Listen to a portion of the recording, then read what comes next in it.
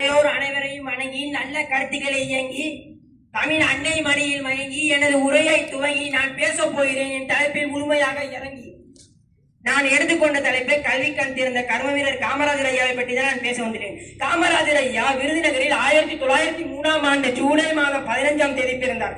இவரின் தந்தையின் பெயர் குமாரசாமி நாடார் மற்றும் இவர் தாயின் பெயர் சிவகாமி அம்மாள்.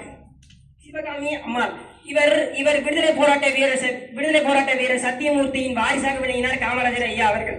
இவர் இளம் வயதில் இருக்கும் போது இவர் தந்தை இறந்த காரணத்தினால் காமராஜர் ஐயா தனது மாமா கடைக்கு வேலைக்கு சென்றார். காமராஜர் ஐயாவுக்கு செய்தித்தாள்களை படிப்பது, பெரும் தலைவரின் சொற்பொழிவு கேட்பது பெரும் ஆர்வம் உண்டு. நாட்டுப்பற்று காரணமாக காமராஜர் ஐயா காங்கிரஸ் கட்சியின் தொண்டராக வந்து இணைந்தார். 1940ஆம் ஆண்டு காங்கிரஸ் கம்யூனிஸ்ட் கட்சியில் தலைவராக வந்து சேர்ந்தார். ஒத்துழையாமை இயக்கம், உப்பு சத்தியாகிரகம், 1942ஆம் ஆண்டு ஆகஸ்ட் புரட்சி போன்ற போராட்டங்களில் கலந்து கொண்டார்.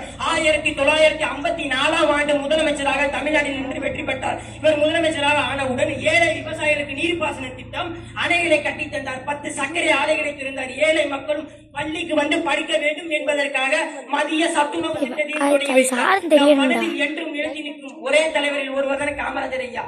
கல்வி கண் திறந்த தெய்வம் என்ற பெயருக்கு காமராஜர் ஐயா மட்டும்தான் பொருத்தம். தமிழ்நாட்டிற்காக இவர் செய்த தியாகத்தை நம் அனைவரும் எண்ணி போற்ற வேண்டும்.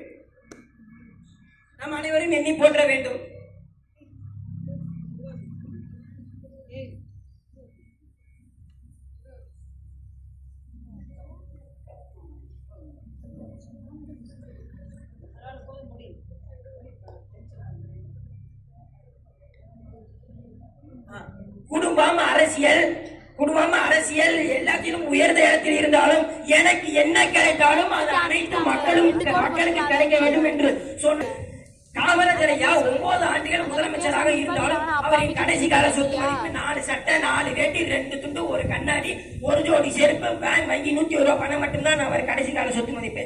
நன்றி என்ற 3 எழுத்தாலும், வணக்கம் என்ற 5 எழுத்தாலும் என் உரையை முடித்துக் கொண்டு விடைபெறுகிறேன்.